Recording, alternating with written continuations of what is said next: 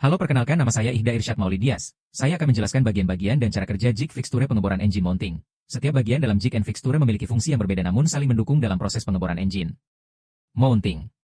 Adapun bagian-bagian yang dimaksud diantaranya. 1. Bagian 1, jig and fixture base.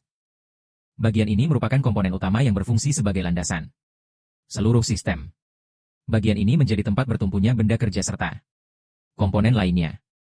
2. Bagian 2, jig and fixture clamp atas stopper. Bagian ini berfungsi sebagai penopang sekaligus pembatas posisi benda kerja pada sisi atas.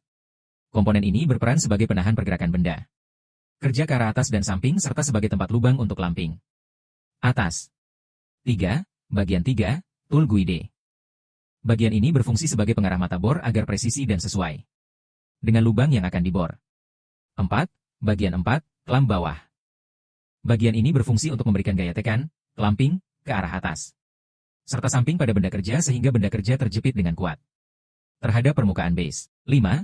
Bagian 5, dudukan tuas clamp.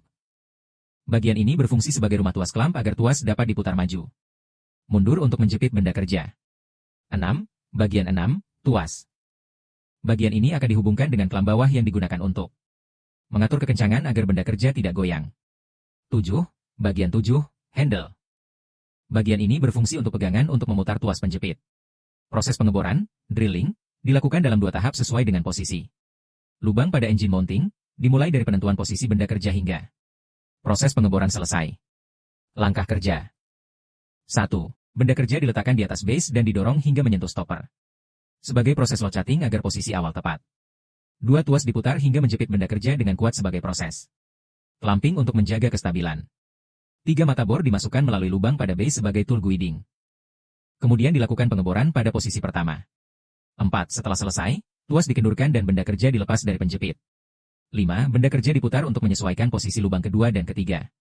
6. Benda kerja didorong kembali hingga menyentuh bagian stopper locator yang sesuai, lalu dijepit kembali dengan tuas. 7. Mata bor kembali diarahkan melalui lubang pada base dan dilakukan pengeboran pada posisi kedua.